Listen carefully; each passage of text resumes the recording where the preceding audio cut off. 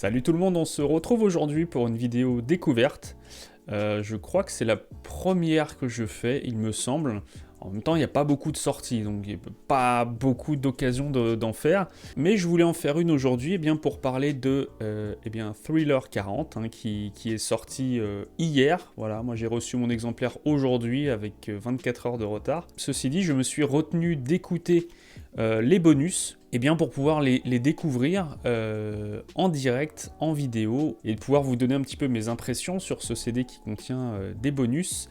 Alors certains bonus sont déjà connus, soit parce qu'ils figuraient sur des versions antérieures d'édition spéciale de l'album, ou parce qu'ils avaient simplement fuité sur internet ces dernières années, mais d'autres sont aussi totalement inconnus, donc ça va être une découverte et j'espère avoir de bonnes surprises. Alors, j'ai vraiment décidé de rester assez ouvert, pour tout vous dire, de ne pas me lancer dans cette écoute avec des a priori, mais vraiment essayer de découvrir, d'être vraiment en mode découverte, et puis voir un petit peu si j'ai les mêmes impressions ou pas les mêmes impressions que la majorité d'entre vous. Déjà, juste un tout petit mot sur Thriller 40, sur la promotion globale de ce projet. Alors, ça a été une promotion laborieuse, il n'y a pas eu grand-chose, honnêtement. C'est vrai que la manière de montrer, de dévoiler les titres inédits du CD bonus,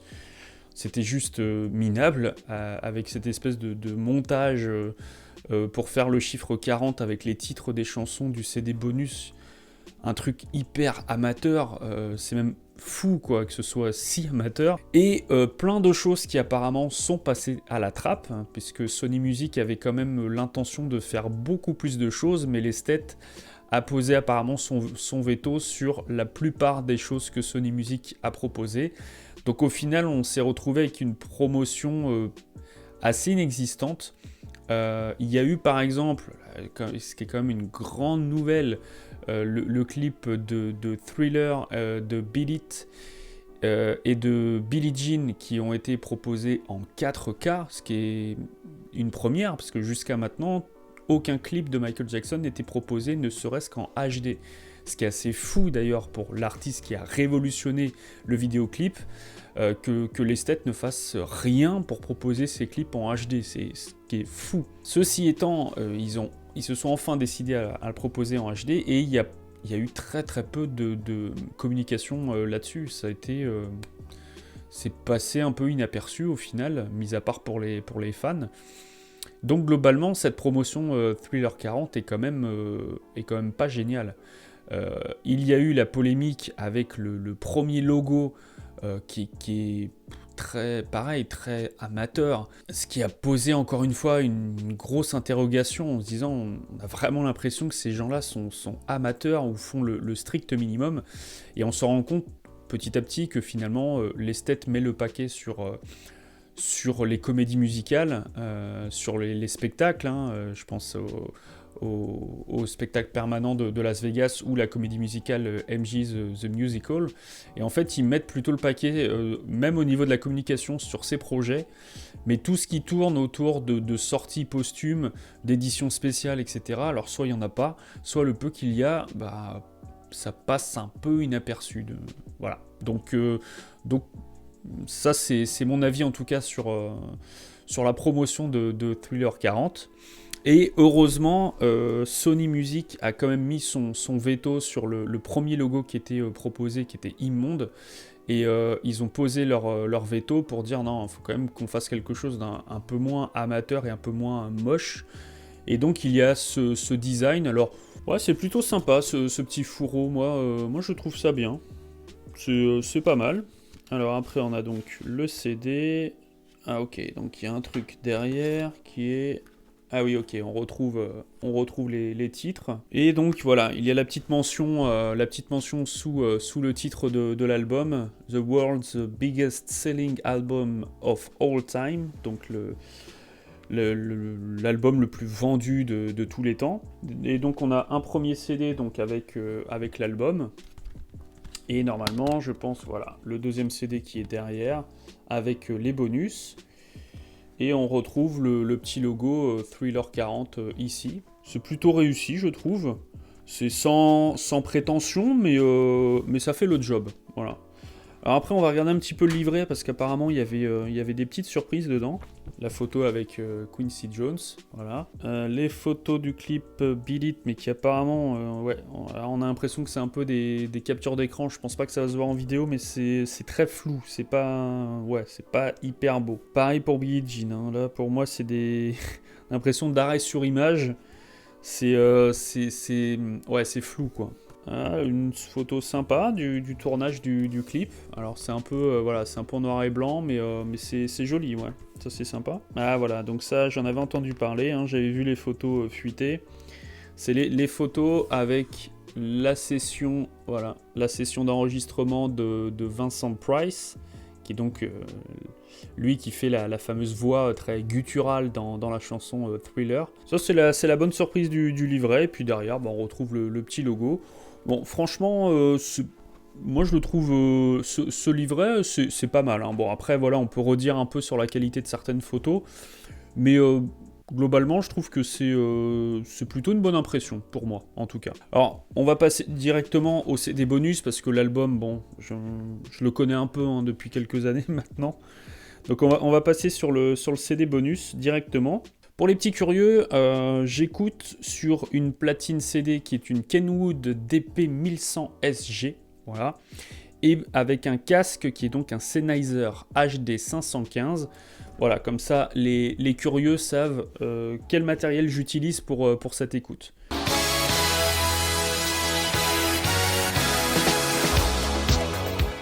Starlight, forcément, on la connaît, hein, parce que c'est une démo qui a fuité sur internet depuis quelques années, donc elle n'est pas inconnue, et donc Starlight est la démo de la chanson Thriller. Alors, c'est parti. Je vais essayer de ne pas parler fort pendant l'écoute, parce que sinon ça va faire un peu bizarre, je trouve. On va baisser un petit peu le son quand même. Ouais, voilà, là c'est mieux. Alors c'est marrant d'écouter la même chanson, mais avec des paroles complètement différentes, un thème complètement différent. La qualité est similaire à ce qui avait fuité sur internet, hein, je trouve. Et je trouve que c'est vraiment une chanson à écouter comme une curiosité, parce que c'est déroutant, quoi, d'écouter la même chanson mais avec une thématique complètement différente. La ligne de basse est déjà là, enfin tout en gros. Pam, pam. Même le bridge était déjà là. En fait, c'est là qu'on se rend compte que la chanson était déjà très élaborée, mais ça a juste changé de thématique après, quoi. Mais sinon, tous les éléments étaient déjà là.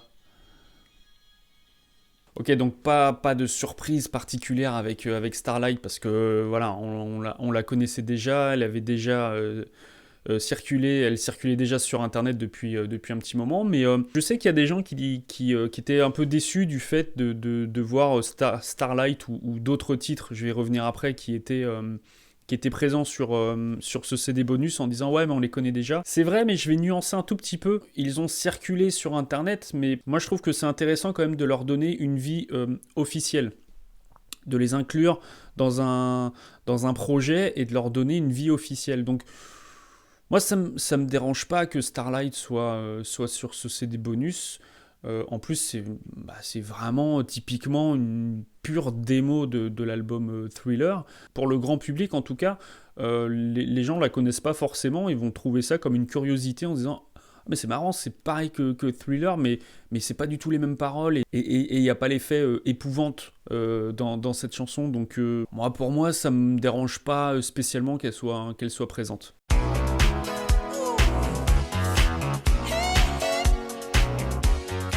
Got the Hot, on la connaît aussi parce que elle était présente sur l'édition japonaise de Thriller 25, voilà, qui était sortie du vivant de Michael, qui est un projet qui, moi, personnellement, ne m'avait pas plu du tout. Et j'avais acheté, d'ailleurs, uniquement la version japonaise, juste pour le bonus Got the Hot, qui n'était pas sur les éditions américaines ou européennes.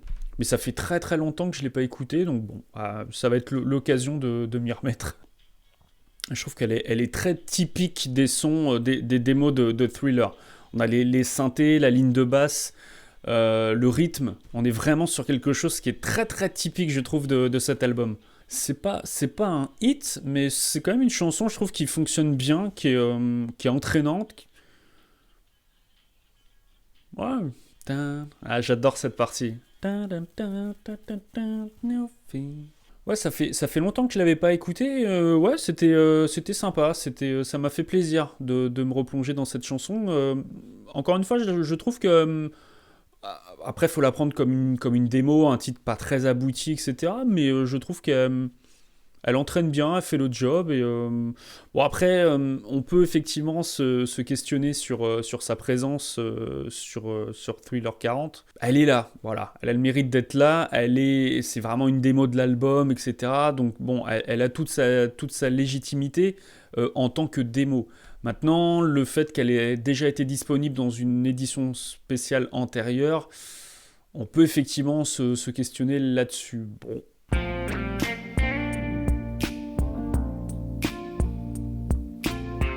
Dans les commentaires que j'ai pu lire sur les réseaux sociaux, il y en a beaucoup qui parlent de cette chanson en disant qu'elle est super. Alors, j'espère que je vais pas être déçu. Ah, la petite guitare sympa. Ah oui, ouais, ah oui. Pareil, ça fonctionne tout de suite, ça accroche. J'aime beaucoup sa manière de chanter là. Ouais, c'est très plaisant à écouter. Ah, les petits claquements de doigts, ça c'est très typique de Michael. Alors là, il y a eu une référence à Stranger in Moscow. Padam, padam. Il y a un côté presque Destiny au Triumph. Ouais, je comprends que ce titre ait remporté les suffrages parce que c'est une vraie belle surprise. Là, je dis oui. Là, effectivement, très très belle surprise. Alors, c'est marrant, le petit sifflement qu'on retrouve dans Stranger in Moscow. Donc, on retrouve ça des années plus tard. Donc, la référence à Stranger, je me demande si c'était vraiment sur cette démo. J'espère que ça n'a pas été ajouté après coup. Mais des bonnes petites sonorités, un gros potentiel, je trouve, pour cette chanson. Dommage qu'elle n'ait pas été plus aboutie. Mais en tout cas, déjà au stade de la démo, je trouve que ça fonctionne déjà très très bien. Et ouais, ouais, là ça me plaît là. Ça m'a beaucoup beaucoup plu.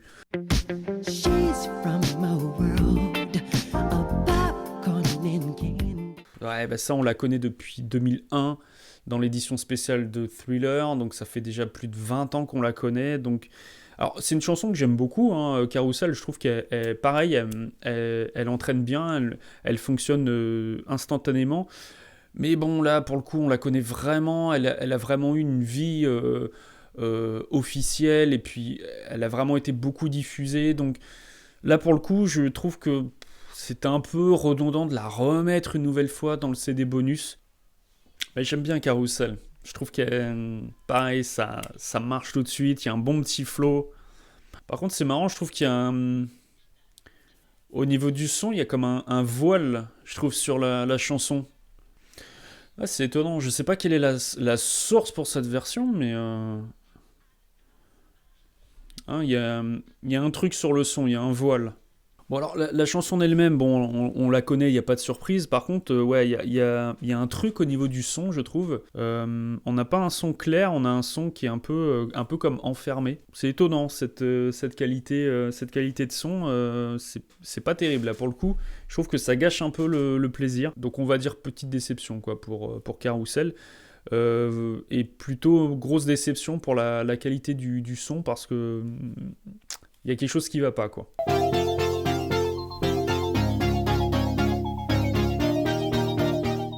Alors, Behind the Mask, on la connaît parce elle figure toujours d'ailleurs sur l'album posthume Michael qui est sorti en 2010, mais on la connaît que dans une version remixée, et vous connaissez ma position sur cet album et sur les versions remixées en général. Donc c'est pas une découverte en tant que telle, mais c'est une découverte de la démo d'origine.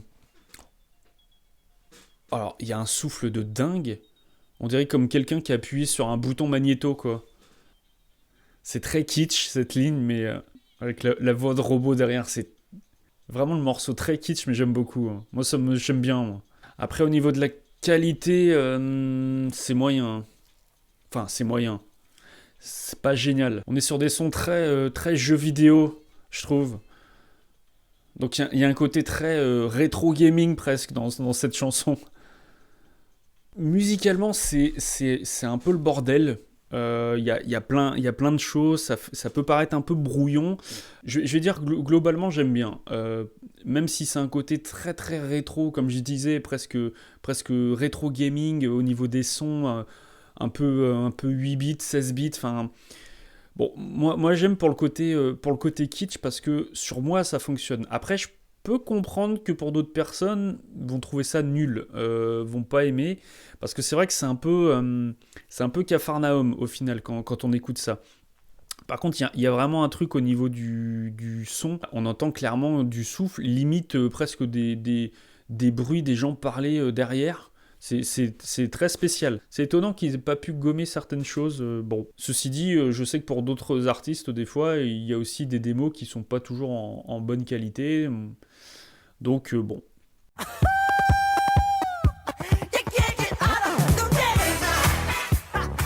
Can't Get Out of the Rain.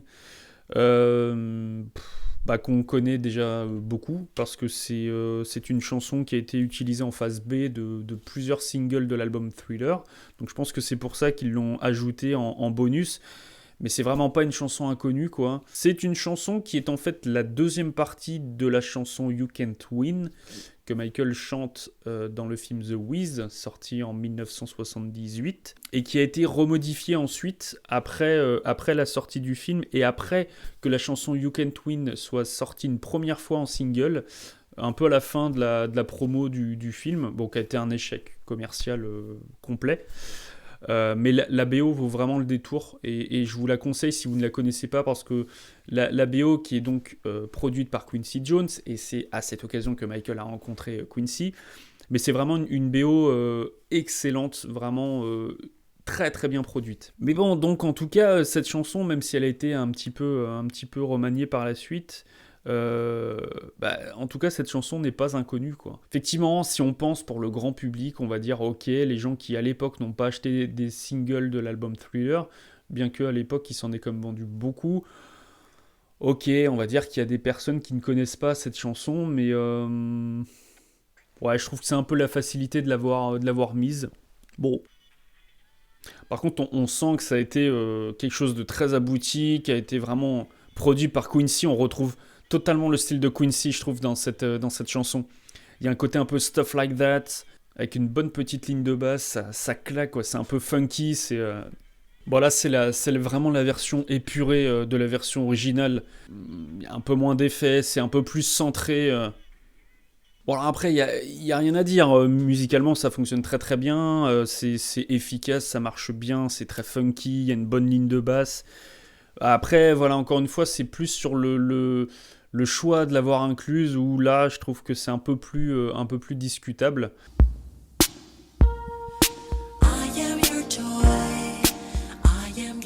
Alors ensuite, il y a donc The Toy, qui est aussi une démo, là, pour le coup, qui est inconnue. Alors, inconnue, pas totalement, parce qu'en fait, The Toy est donc la version antérieure de la chanson Best of Joy, que l'on connaît puisqu'elle figure sur l'album Michael, encore une fois, l'album sorti en 2010.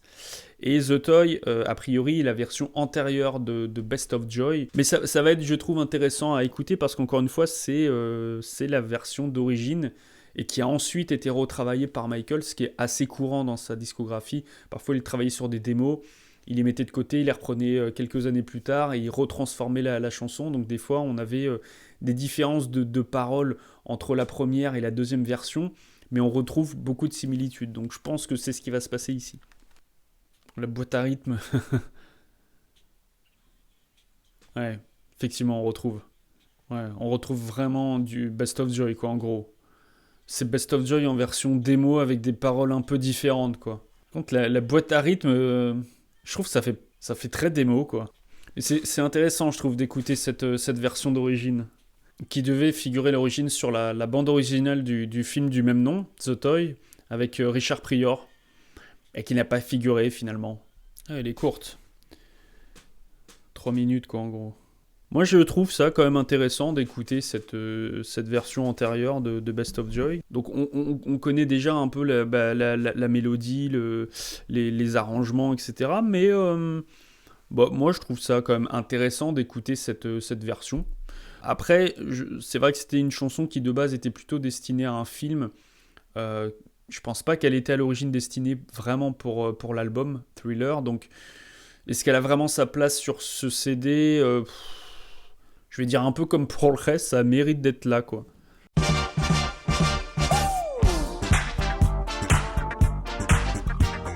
Ça, pareil, c'est... Bon, on la connaît parce qu'elle figurait sur le coffret The Ultimate Collection, qui est sorti en 2004, si je dis pas de bêtises. Donc c'est pareil, c'est pas une découverte, c'est une chanson qu'on connaît, que j'aime bien, et je trouve qu'il fonctionne pareil, qui est très percutante, qui fonctionne bien, qui est datée aussi dans ses sonorités, mais je dirais un peu comme la plupart là des démos qu'on peut entendre. Alors il faut savoir que Sunset Driver est le titre qui est à l'origine de Blood on the Dance Floor, la chanson. Il existe d'ailleurs une version où il y a la musique de Blood on the Dance Floor et Michael chante les paroles de Sunset Driver. Alors c'est pas une version qui circule sur internet, ne la cherchez pas, mais c'est une version que j'ai pu entendre et c'est une vraie curiosité, vraiment. Et c'est là qu'on se rend compte que d'un titre, il transforme complètement pour en faire un nouveau, quoi. J'aime bien la basse sur cette... avec les petites guitares funky derrière, c'est sympa ça. Après pareil, hein, c'est vraiment au stade de la démo, donc c'est assez épuré, quoi. Je me rappelle quand je l'avais découverte en 2004 sur le coffret, j'avais adoré. Et comme beaucoup, je l'ai écouté un temps, et puis après, j'y revenais pas en fait. Bon, bah, y a pas à dire, hein, ce morceau fonctionne toujours très très bien, hein. Euh, Rien à dire d'un point de vue musical, mais se pose la légitimité de sa présence, et bon, c'est... Je ferai un bilan à la fin de tout ça.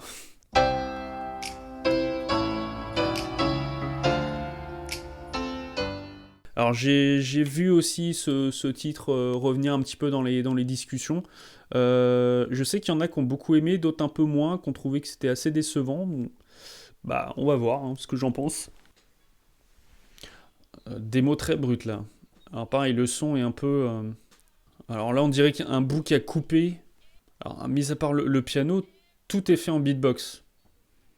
Alors c'est vraiment une pure démo, hein, parce que on sent que c'est vraiment le truc fait maison, quoi. J'arrive pas à mettre le doigt dessus, mais ça me fait vraiment penser à une chanson que je connais. Mais ça me fait penser à vraiment un morceau.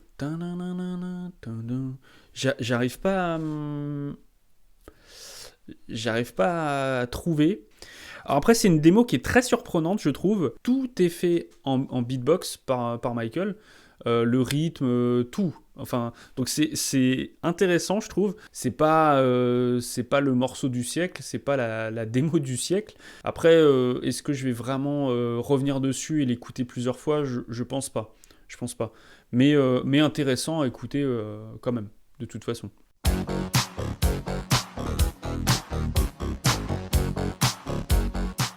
Pareil, c'est une démo qui est connue, qui ne figure pas, enfin qui ne figurait pas jusqu'à maintenant sur un produit officiel, mais elle avait circulé, fuité sur internet il y a un petit moment maintenant. Mais bon, She's Trouble, alors moi je l'aime bien.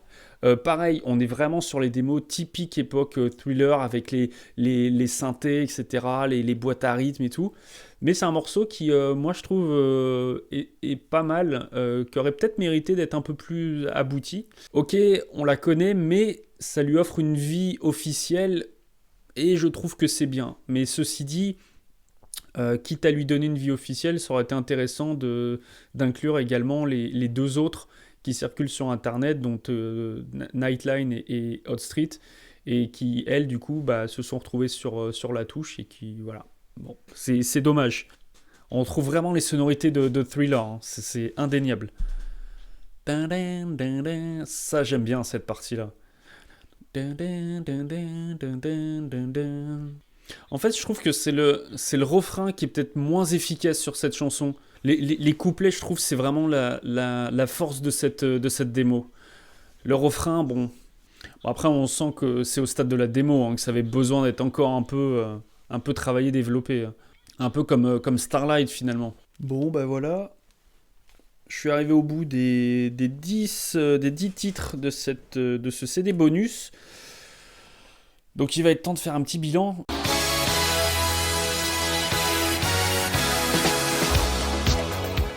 Si je dois faire un petit bilan sur Thriller 40 et sur cette écoute en général, je suis assez partagé. Je vais commencer déjà par le positif. Je trouve déjà que c'est bien de ne pas avoir inclus de remix, en tout cas sur l'édition CD, parce qu'il y a aussi l'édition dématérialisée sur Spotify qui, elle, inclut des remixes, etc. Mais en tout cas, pour cette édition CD que j'ai testée aujourd'hui, je trouve déjà bien qu'il n'y ait pas de remix. Voilà, parce que je n'aime pas l'inclusion de remix, parce que je prends toujours ça comme quelque chose pour remplir, et ça ne me plaît pas. Le deuxième point positif, c'est qu'on a quand même du matériel inédit. Alors, on peut redire sur la quantité d'inédits sur ce CD, mais en tout cas, il y a quand même de l'inédit. Donc ça, c'est la deuxième chose que je trouve positive dans cette édition. Il y a des choses intéressantes dans cette écoute. Il y a des choses qui m'ont plu.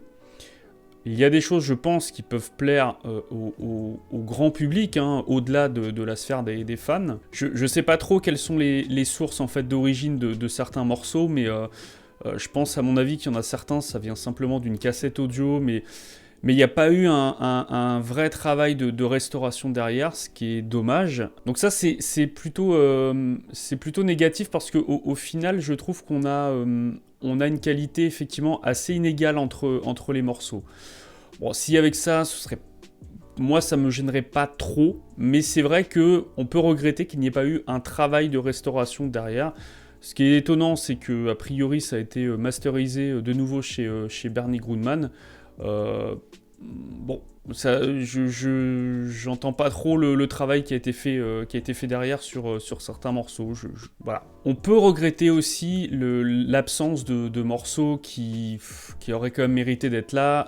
J'en ai parlé tout à l'heure, je pensais à Hot Street, à Nightline. Pourquoi pas la version longue de The Lady in My Life, qui contient toute une partie qui ne figure pas sur l'album, sur la version album, et c'est une version qui est assez difficile à trouver, en tout cas sur support physique, parce qu'effectivement, si vous faites une recherche sur YouTube, vous allez la trouver. Bon, je suis un peu mitigé. Je pense que l'esthète aurait pu faire beaucoup mieux, il y avait moyen de faire beaucoup mieux, c'est indéniable.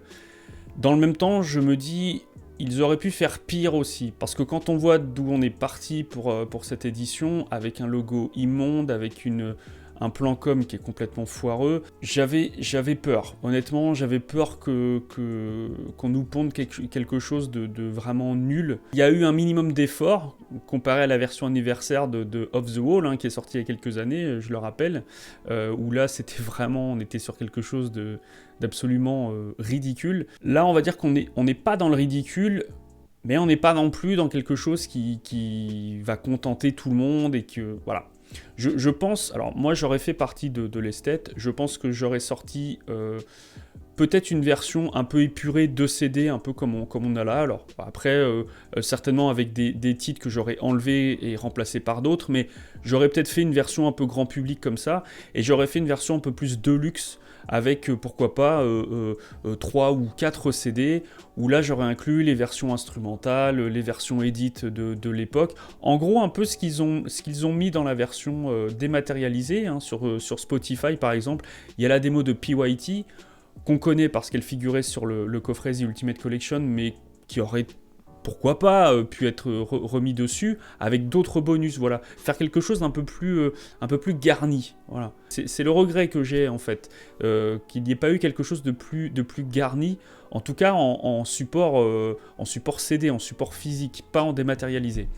Et j'aurais inclus aussi, pourquoi pas, des versions live, hein, parce que quand même, quand on regarde ce qu'il se fait pour d'autres artistes, pour célébrer les anniversaires d'albums d'autres artistes, on est quand même sur quelque chose de très très léger, quoi. Par exemple, si vous regardez la réédition de l'album The Miracle de Queen, on est à des années-lumière de Thriller 40. Et là, quand on parle de Thriller, on parle de l'album le plus vendu de tous les temps. Et on a là quelque chose qui est léger, quoi, qui est trop léger au final, qui est beaucoup trop léger. C'est pour ça que mon impression générale, elle est un petit peu, elle est un peu en demi-teinte, quoi. Parce que je me dis, ok, l'esthète nous habitue à pire, mais il y a toujours ce sentiment de se dire, mais on est quand même très très loin de ce qui peut se faire. Et là, on parle de Michael Jackson. On parle de Michael Jackson. On parle de quelqu'un qui a marqué la culture musicale, même la culture populaire. Et on nous pond des trucs un peu faiblards, quoi. Voire même très très faiblards. Et je ne parle pas de l'édition vinyle qui a strictement aucun intérêt. Parce qu'elle ne contient même pas les bonus. Il n'y a même pas un deuxième disque qui contient les bonus. C'est juste l'album Thriller, avec juste une pochette un peu différente, avec ce logo dégueulasse. Et c'est tout. Donc là, bon, on est encore sur un peu du foutage de gueule, quoi, on a l'impression, quand même. Regardez un peu ce qui se fait ailleurs. Et vous allez voir que quand on compare avec Michael Jackson, il y a quand même un gouffre. Voilà. Donc c'est ça que je garde aussi en tête, de me dire qu'on sait qu'il existe beaucoup d'archives. Seulement pour ça, il faut des accords avec d'autres producteurs, il faut une bonne entente, etc. Et ce n'est pas le cas de l'Estate of Michael Jackson, qui est en froid avec Quincy Jones, qui est en froid avec d'autres producteurs. Et tant qu'il n'y aura pas une vraie politique de rapprochement avec eux, on tournera en rond avec des projets assez insipides, quoi. Et c'est regrettable malheureusement de devoir se contenter de si peu.